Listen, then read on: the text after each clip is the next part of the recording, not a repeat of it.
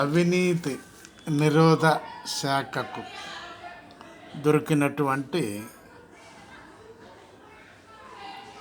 వికారాబాద్, మంచిర్యాల, పెద్దపల్లి జిల్లాల్లో office staff, వారిలో సుజాత అనేటటువంటి ఆమె కూడా ఉన్నది. మొత్తం ముగ్గురు దొరికారు.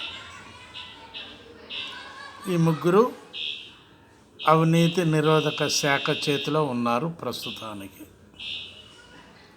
అవినీతి అనేటటువంటిది బాగా స్ప్రెడ్ అయిపోయింది. అయితే మన పబ్లిక్ కూడా అవేర్నెస్గా ఉన్నారు.